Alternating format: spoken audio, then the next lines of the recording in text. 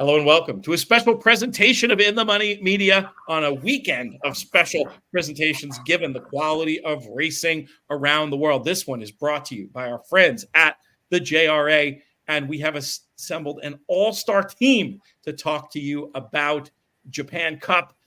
What a rendition of this race it is.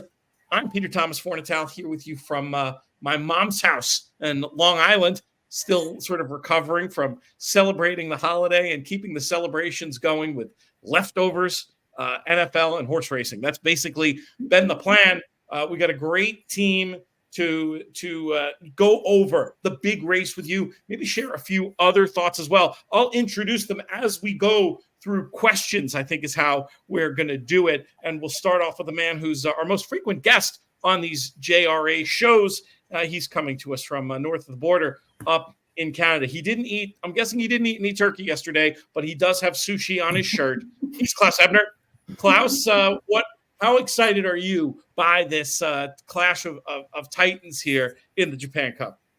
As soon as Liberty Ellen crossed the wire in her race, I was like, let's go. Let's get it on. So for me, I've had this race highlighted for a while now. Once all the horses came out healthy after previous races, sure, we don't have Ryan Moore there. That would be obviously the cherry on the Sunday, if you will. But I'm really happy about the fact that that this field has assembled for Saturday, Sunday in Japan, and I can't wait for it. It's great. Ryan dealing with an injury, but some other serious star power in the jocks room coming in. We bring in our next guest who comes to us from the TDN. I don't know if he's been on with us since our Japan Cup preview last year, but it's always great to have on these airwaves. Alan Carasso. Alan, always love to get your thoughts on these Japanese races, particularly when it comes to the breeding side of things.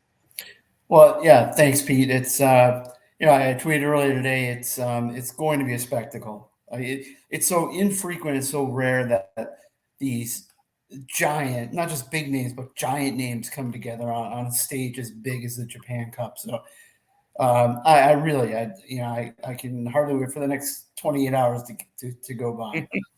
It is the kind of one where even if sometimes you look at the results the next day or you follow passively the JRA action, this is one to set an alarm for and wake up and make sure you don't miss. It's that important. And coming to us from Japan, our next guest, Toshi Onikubo. My first question for you, Toshi. It seems to me that if this race were happening in other jurisdictions and you had two horses attracting as much of the betting market and as much of the pre-race attention as you do with Liberty Island and Equinox, that others would be scared away. It doesn't seem like that's as much the case in Japan, where we still have a full field scheduled to line up and compete against these others, which certainly makes it more interesting from a wagering point of view. Is there something in particular about this race or Japanese racing in general where the other competitors don't get scared away like they would, I think, if this race were in the United States? I mean, Pete, it's at first, it's great thing, wagering point of view, and also, sporting point of view. It's fantastic to have those competition in Japan. And, even it raises a question, actually Equinox and Liberty are the same breeder, Northern Farm. I mean, of course, different trainer and from, different silk, but, similar, connections are involved, but they, running each other and then, competing against.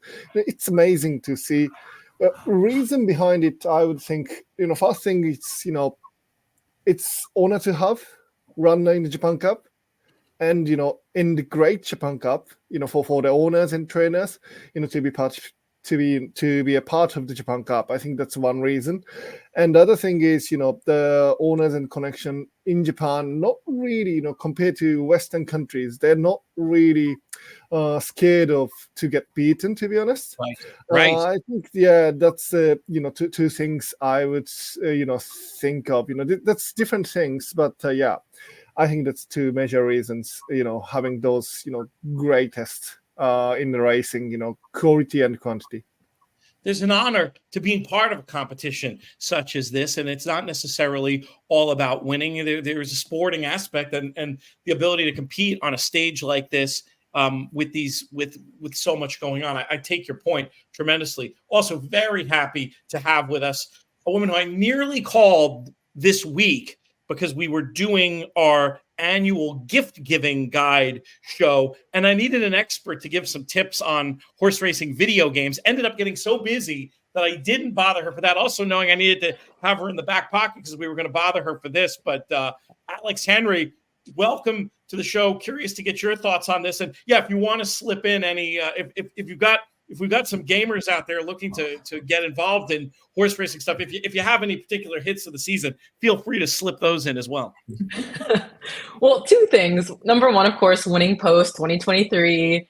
It's a great new iteration of the game. So if you do feel adventurous and you want to whip out your phone, Google Translate, and use the real-time translating service, it's totally playable. I think some members on the team can attest to playing like that. But I will say too, handheld PCs have come a long way with emulation software. So there are tons of like $200, $300, or even more reasonably priced handheld PCs where you can emulate US like PS2 games like Gallop Racer, Grade 1 Jockey. So there are other options for you as well. It is interesting. It feels like we might need another iteration on the USA side. Knowing the level of fan you are, Alex, you must just be totally pumped for what we're about to see in terms of the Japan Cup. How excited are you going into this? Beyond excited. And I'm actually coming to you from California today. So the PST will help a lot with the time zone sleep schedule. But now this is a vintage edition, one for the ages. I can't really think of a comparable race we've had in the US to like a Triple Crown winner and 5 race streak winner coming in like Equinox. Like it's going to be a crazy good race. I'm so excited. Did you go to the Pacific Coast? Did you go to PST on purpose because of this, or was that just a happy coincidence? Happy coincidence. Here for my dear friend's son's 1-year-old birthday party. So that's on Sunday. Yeah. I wouldn't put something like that past you, given as like my favorite story of teaching yourself the ability to read basic Japanese so you could more effectively play video games in the pre-Google Translate era. It's just great stuff. We're obviously going to get to the big race. That'll be the high point of the show, but I want to give this isn't a mandatory question, but anybody out there who has looked at other races on the card and has some thoughts to share. Alan, I know in particular, from a breeding point of view, one horse that we need to be talking about here, but just also curious to get any other thoughts you have on the undercard. Yeah, I mean, to be honest, I really haven't looked at too much. I do a little chunk of information in the TDN profiling American bred horses that might show up in the newcomers races or maiden races. There's an interesting twirling candy out of a family that's been farmed by Jan Vandeboth, ran Jan Racing. It's the Cambia Corsa is the third dam, real downhill turf specialist at Santa Anita. Yeah, love that horse. Yeah, she was a full sister to California Flag, who won a Breeders' Cup Turf Sprint. And Ms. Vandeboth is just a tremendous breeder. She bred a Spray who won the Lake Placid this summer. So she has a one that she bred, drew the 2-hole in the 5th race at Tokyo on Sunday. A horse called Do Tap, to be ridden by William Buick, who also coincidentally will ride my each way horse in the Japan Cup. Just a little tease there. Tipping the hand a little bit. We like that. We accept that. We don't want to give it all the way till the end, but we're definitely accepting it. Hey, and speaking of which, if folks are watching along on YouTube, feel free to give us your thoughts in the comments about who you think is going to win the Japan Cup or any thoughts you have on the undercard. Love the idea of keeping the conversation going there. And if you're listening to the pod version, just hop over to the In the Money Media YouTube channel and join us for some further conversation. Klaus, knowing you've probably looked at this undercard already, at least a little bit. Any particular horses of interest or bets you might be making at this stage from this far out? Well, there's a few horses that I'm looking at just because of pedigree-wise that just really caught my eye. So if you look at race 4, there's a horse called, first off, Gendero. It's, ironically by Japan Cup winner Epiphany out of a grade 3 winning mare. That's one I'll be looking for in there. One that's close to my Woodbine heart is a horse called Fine Days by a Ray d'Oro out of the Canadian Stakes winner Conquest Harlanate, who was for Conquest Stables and Mark Cassidy. So interesting to see Fine Day in there. And most importantly for me in there is there's a half brother to grade 1 winner Cafe Pharaoh, and that's called Moss Crosser by Heart's Cry. So that one is really regally bred. So again, those are 3 horses in there I'm looking at. obviously Alan mentioned do tap in there. There's also in race 6 a horse called Night Away by Heart's Cry out of the grade 1 Ashland winning mare, Evening Jewel. So she's in there is for that race. So that's pretty much for me a wow pedigree. Yuga Quad is aboard that one. The siblings haven't done much, but one to watch there. And also in that race, there's a 3/4 brother to Harper, one of the talented 3-year-old fillies this year, called Monte Leon. Alan spoke about William Buick. Buick will be aboard that one in there. And then, of course, we have, I think everyone's looking at this interesting race that the half-sister to Equinox, all eyes will be on her in race 8. That's the Begonia Show. It's listed stakes. They're going to see Garza Blanca. That's her name in that race. So, again, interesting to see that one. And then we also have, going back to even more pedigree tie-ins, we also have a horse in race 11 called Flavored.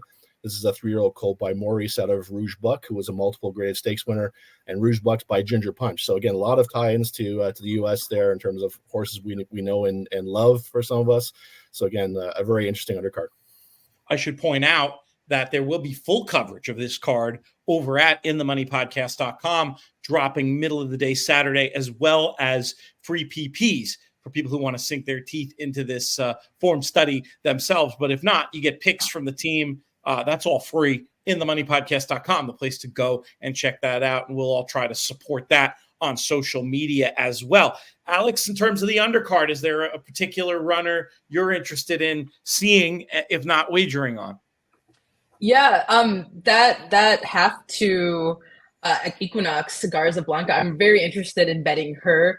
Her debut in August was spectacular. She was up near the pace a bit and then just really overtook rivals into the stretch. So I'm really, really interested in seeing how she develops, and I think she could be a grade 1 type moving forward. So potential single in the horizontal bets there. Excellent. Toshi, I wanted to ask you about the way that the international riders are received at this event. Does the local racing populace appreciate the fact that you get the likes of a William Buick and a Holly Doyle to watch? Is it more of a curiosity, or are these riders well known in Japan already? I mean, at this point, yes, they are well known in Japan already, and then they got huge expectation. They get good horses and also good results as well. And I think there's a little bit different taste, for the proven international jockeys in Japan, and some of the newcomers, like Horido and Tom Markans. The last year was the first time for them to visit Japan for the short-term license, and compared to unfortunately Ryan Moore got injured last week, and he's not riding and this year anymore in Japan. But Ryan Moore, likes John Moreira, those proven jockeys, international jockeys in Japan, are really different expectation they got. Klaus, we'll ask this because of the way the B pools work with the USA racing. Do those international riders tend to catch a little bit more money to the American audience than, and I'm curious if that's, and we might have to reflect back to Toshi for this after you answer, Klaus. I wonder if that maybe bias towards those famous names is reflected in the local pools as well. But in our B pools, will you see a horse catching money because Holly Doyle or Tom Marquand or William Buick is riding?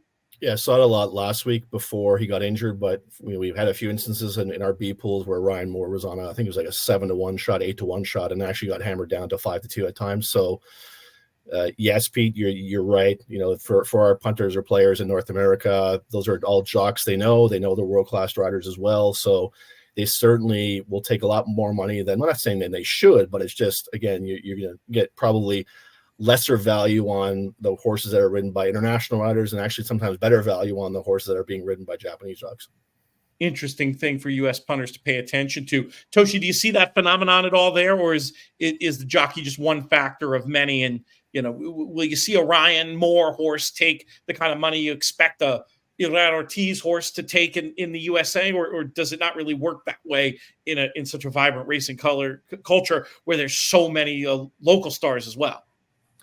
I mean, to be honest, top jockeys in Japan and in international, like say leading jockey and Russia's leading jockey Yuga Kawada, that wouldn't make probably a huge difference, as Kawada gets advantage. He's been ridden that horse the horse life, that's a huge factor, of course, in the races. But if any of the middle class jockeys swap to international jockeys, that have to be considered as huge factor to the wagering point of view. Yeah, it's interesting, and it's something I always suggest for folks to try to pay attention to if you are playing in the pools that we can bet in, is looking to the giant local pools and trying to find what signal you can from them. Obviously, we can't wager in them, but that doesn't mean we can't use them to try to help strengthen our opinion or horses to include in exotics, et cetera, et cetera. I think it might be time to talk about this big one, and I'm going to go back to you, Alan. You're going to be the first one to give your reckoning of this race. I'll start with the obvious question: Is this a one-horse race? Is this a match race, or is it more open than that? So, I think from a strictly gambling standpoint, do you really want Equinox at 30 cents on the dollar or 20 cents on the dollar against a filly like Liberty Island, who's going to be north of 3-1? She's 7-2 as we speak right now. They're both drawn very well. It's an interesting battle because Kawada and Lamera right at the top of the jockeys table.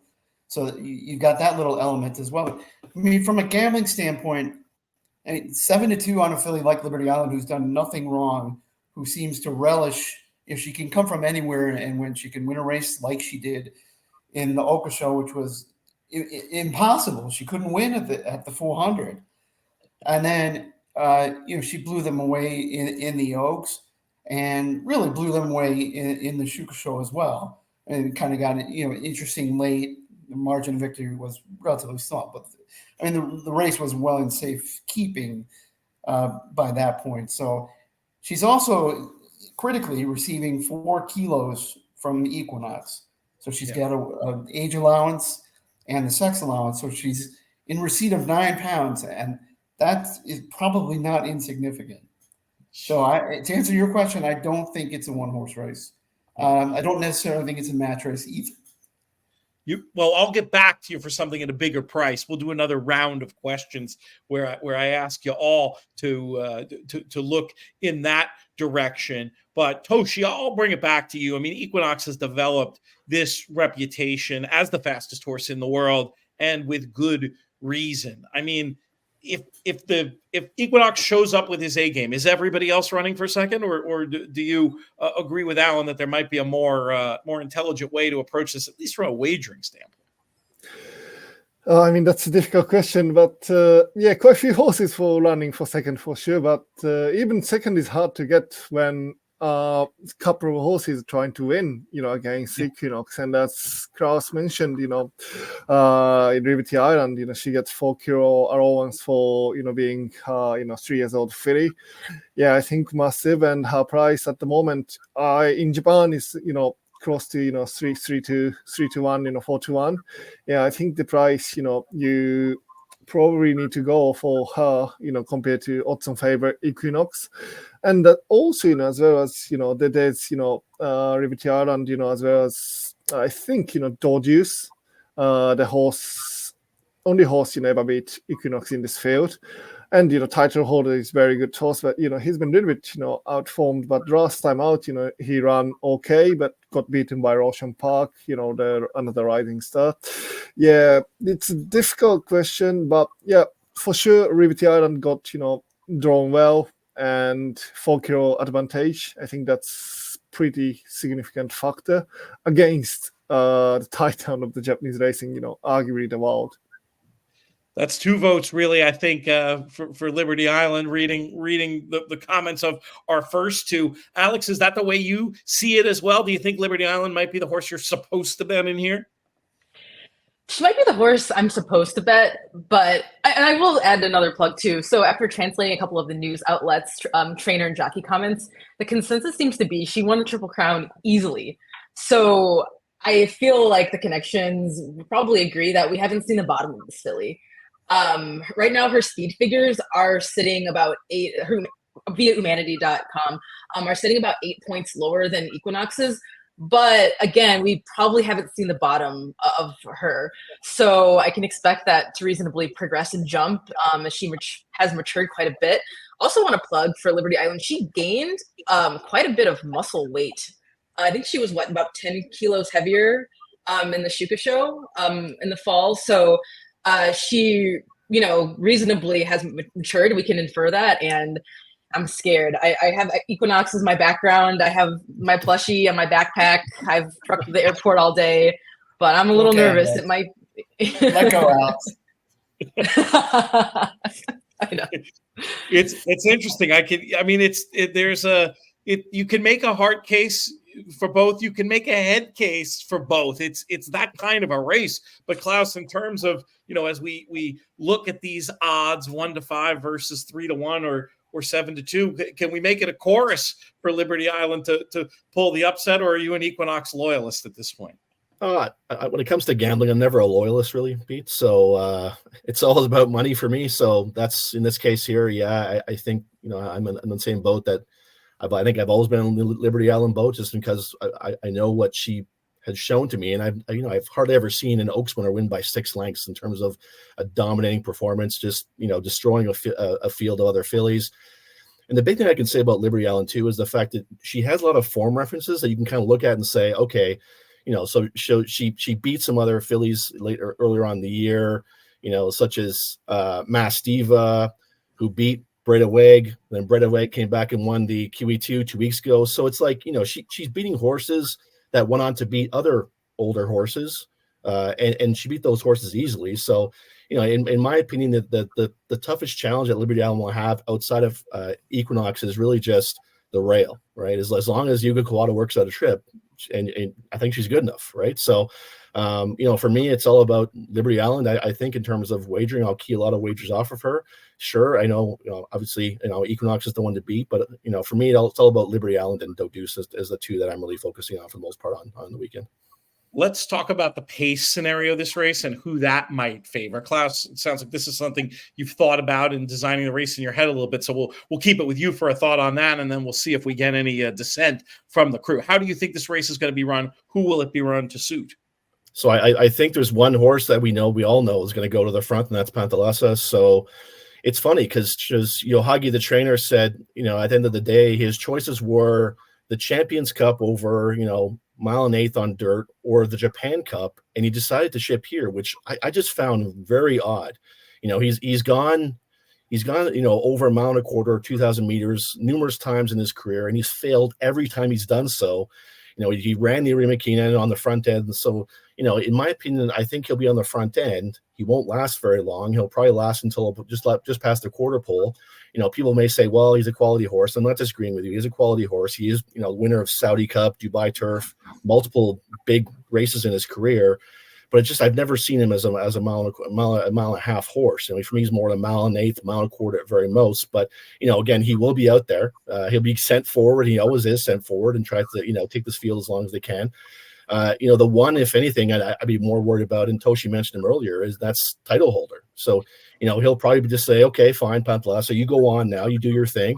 He did the same thing last year in the Arima Keenan. He let Pantalasa go out, do his thing. He sat there in second, turning for home, made his move, and then held off all the closers. So if any horse do you really have to worry about with this pace, and the fact there's lack of pace in this race, I feel, is title holder, because he's going to be the one sitting in the catbird seat. He'll have first run on all the horses in this race.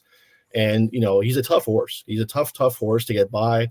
He always puts in his best effort. Yeah, recently some of the races that, he's run, we've kind of worried about. Obviously he pulled up lame in the Tenno show spring, rather. But, but his comeback race was very good. Obviously that was a prep race for this. And the horse that beat him, Rushan Park, as Toshi mentioned, Rushan Park's a quality individual. So, and also we'll also see Rushan Park in Hong Kong in a couple of weeks as well. So, again, I just think that Pantalasa will be on the front end. Title holder will be sitting right off of him and make his run early. And the question is how good will we see the old title holder or the title holder of late, where he kind of folded late? So. it's not going to be easy with the oncoming charge that he'll be facing, even if he gets an absolutely perfect trip in there. Feel free, anybody, when we get back in this next round of questions, to loop back to that pace question. But I feel like Klaus kind of nailed it in terms of what we expect to see as far as that goes. Alex had mentioned reading some of the local coverage via Google Translate. Toshi, I wanted to ask you just sort of what the mood of the sporting press, the racing press has been. How has the hype? I mean, is this a particularly hyped version of the Japan Cup? Is the Japan Cup always an incredibly hyped race? Where is this sort of ranking in the pantheon of at least recent Japan Cups in terms of the local media coverage? And are there any tidbits that you've uncovered in doing the read ups ahead of this race? I think this is a different level, but a few years ago, we got Contrail, Almond Eye, and Daring Tact. I mean, that was a great Japan Cup as well, but probably this is a better one as we get, current highest rated horse, racehorse Equinox. But as, Klaus covered, pace would be one of the interesting things to watch in this race. Who's going to go, probably Panzerasta, and how difficult he's going to make to himself and others. That is the biggest question, probably. That's one thing to watch. And, race itself, because, they're having, Equinox pretty conservative comments coming from trainers. Interesting. And, one thing, I noticed, not from the comment, but again, this is kind of my pick, but the Dodius, he trained really, really well, and trainer pushed a lot. I would give him one more chance. I definitely would. Last time out, it was disappointing. But however, that was 7 months layoff after, the run he couldn't make in Dubai. But that would be interesting thing to watch. And also, other thing we probably are kind of missing and under the radar is Stars on Us. She's highly consistent filly, and yes, this is a 6 months layoff for her, but if she can run, she's very consistent at any level, and that would be the interesting thing to watch, I'd say. I mean, and Stars on Earth is going to be a very, very big price in here as well, I would imagine. Alan, you've already tipped your hand about the horse at a bigger price. You're interested in either picking or at least getting in the mix here. Tell us a little bit more about that potential selection. Yeah, I mean, it's Stars on Earth, and she's 21. She's 22.3 on the JRA total right now, which I think is well above what she should be. As Toshi said, she's been tremendously consistent and just unlucky at times. She's unlucky not to have been a Triple Tiara winner. The Shukusho defeat last year was excruciating. And then this year she's just she'll only be making her third start. And you say, well, 6 month layoff. I mean, a horse can't do that. And then you say, yeah, Derma Sotogake just did that. So I have a lot of confidence in her. Obviously, Christophe Lemaire has been the one on her back most of the time. William Buick is not as skilled locally as Christophe, but he's obviously an able replacement. I think she's back out. The Victoria Mile is, even though she's an Oka Show winner, the mile is probably too short for her. 2,000 is probably not ideal for her. I think the 2,400 hits her squarely in the eyes. Buick will sit against her into that straight, and and let her roll through the final 400. At longer odds, I'm interested in Iracine. I thought his runs in France. I mean, talking about another consistent horse. He's been extremely consistent, and my gut feeling is that he's the kind of horse that will appreciate the Tokyo 2400. He likes to be ridden very quietly. They like to save him for a finish. So I expect him to switch off and then look for Marie Vallone to pick her way through some traffic. I think he could pick up some pieces, and you don't make any money for him hitting the top 5. But at where is he at? 67-1. Crazier stuff's happened. And I mean, you do have the opportunity in your vertical exotics to at least get close to there at that kind of price for a little bottom-up key. I mean, why the heck not? Is what I would say. Somebody's got to fill out those lower rungs, even if all the big guns fire. Alex, how about you in terms of horses you're focused on here at bigger prices who might not be able necessarily to win, or maybe they can, but at least can get up there with the big two in these vertical exotics? Where does your eye go for those? Yeah, absolutely. Number one, Stars on Earth has to be included. She's been no worse than third ever. So she's always at least show place or better, right? She's a must include for any tries or exactas. Also, I'm glad you mentioned Iracine. Iracine is a 2-time Group 1 winner in France, the Prix Royal Oak and the Prix Guinée. Excuse my second grade French pronunciation. But he's definitely no slouch. And he's sitting there tied with he's tied with Liberty Island on the Longines World Racehorse ranking, so he deserves to be here. I want just to speak a little bit more at longer odds, of course, about Do Deuce, who's sitting at about 16.1 on the decimal odds right now in Japan. So we can give him a lot of excuses, I firmly believe. Connections were trying to see if he could win abroad. Obviously, he scratched out of the Dubai Turf this year. But I wanted to pick out a specific quote from his trainer saying that the Tokyo racecourse suits him perfectly. He wants to go counterclockwise. It's the most compatible track with him. So, this jockey, Chizaki, said that post that disappointing 7th in the Tenno show earlier this fall, the reason why he was so disappointing was because he had tended the pace too closely. He was too close to that faster pace. So if he can just relax a bit and, adding to, there's not a ton of pace in this race. We know Penthalasso will go on with it. Title holder will sit in that catbird seat as the team mentioned earlier. He could be maybe that, maybe mid-pack and then come around if he can get some space and fire. Of course, the top two, Equinox and Liberty Island, would have to lack room, late or just not fire, but he's dangerous. And at a 16.1 decimal odds, hard to ignore, impossible to ignore, I'll say. I want to go around the horn. I've gone longer than I said we're going to because I'm having too much fun. That happens around here sometimes. And I want to go around the horn one more time, just with a closing thought from everybody. It could be any aspect of the race, a point to clarify from before, a new thought to bring in, just some comment on what promises to be an historic race on Saturday night into Sunday. Klaus, we'll start with you. Oh, let's also, a little bit of a host fail here, and you're going to know it better than me. Let's go over the start time of the race in the various time zones. When are the gates going to pop for this Japan Cup, and do you have a final thought for us? So for the Japan Cup race itself, 1:40 p.m. Tomorrow. I'm just going to verify that one more time again, Pete, to make sure I'm not talking on my butt. But that's the time. So again, 1:40 a.m. will be the time Eastern. But for Alex, it's nice and early for her at 10:40 p.m. Pacific time. So that'll be the kind of the keynotes there. And again, we'll have obviously the high five in that race as well as our traditional 2 pick fives into that card as well. So again, lots of wagering options tomorrow. Great, yeah. So you can bet a horse to finish 5th essentially if you get clever with your high five action in here. Alan, a final thought from you, maybe a pedigree note on this race, really, or just anything else that we haven't touched on that we want to get in there before the curtain drops on this special show. Yeah. Go ahead. Sorry. So really, I think from that point, sorry if I cut you off there, Alan. So really, at the end of the day, I think just it's an interesting race. Everyone's looking to be focused on the main 2.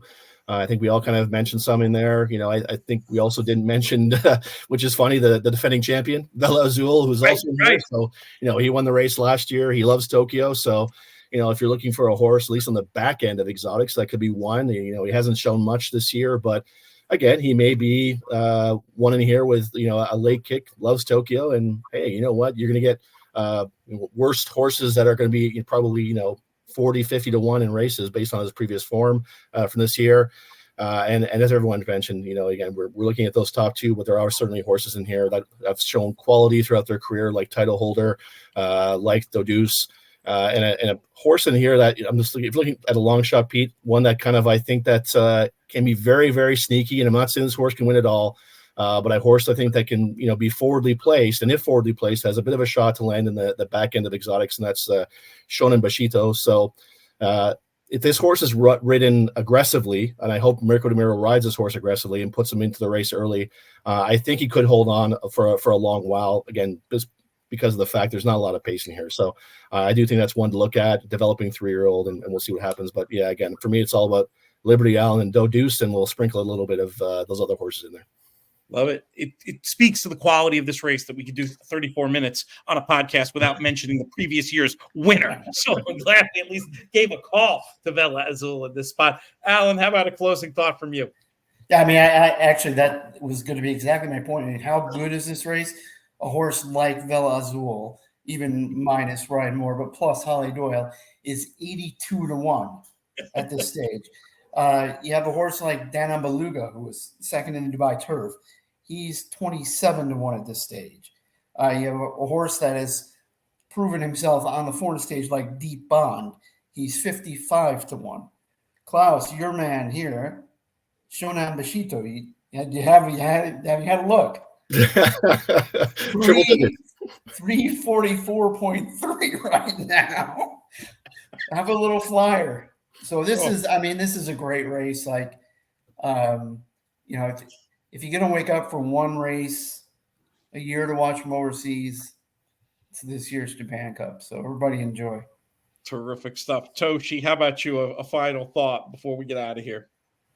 I mean, this is a race, you don't want to miss. And I'm so excited about this. And yeah, I'll be at the race course on the day and can't wait. And yeah, of course, greatest runners and, for example, Equinox and Rivity Island. But as everyone mentioned, there's 8 individual grade 1 winners and a little bit, international essence, coming from Eurasian, and also, the jockeys as well. So yeah, this is the race you don't want to miss. And yeah, champion decider of the 2023 Japanese racing, and arguably the world. That's what I would say. For sure. How many are they expecting at the race course on Sunday? Oh, that's a good question. If it's before COVID, yeah, sure, 100,000 plus. But yeah, probably we'll get 60, 80. That's what I would say. But great atmosphere. Great atmosphere. The crowd's limited. Did they change the capacity numbers, or is that more of a cultural thing? Actually, not limited, but now you have to pre-reserve, or you have to get the ticket online. You can't get on site, so that's those things makes difficult for elder people, I'd say. Yeah, that makes sense. Alex, we'll let you have the last word here of our panelists with a thought on this, any element of this exciting Japan Cup. All I'll say is I hope, my boy Equinox can come home a winner, but I recognize that it's hard to be upset at whatever the final finish will be. It's just a crazy good race. Just really excited. And look out for our tweets. We'll be on Twitter all night. Great point. Lots of deserving winners. Reminder again, inthemoneypodcast.com. That's the place to go to get sort of the final answers, tips, and analysis. If you're watching on YouTube, you can see everybody's Twitter handles. Be very, very easy to track and follow that with a quick visit to inthemoneypodcast.com. And again, I'll be supporting the team and sending out a note so you can, if you want to stay up late and follow along, you can hear what everybody has to say in the moment and beforehand. That is going to do it. Thanks to our sponsors at the JRA. Thanks so much to Klaus and Alan and Toshi and Alex. This show's been a production of In the Money Media. I'm Peter Thomas Fornatel. May you win all your photos.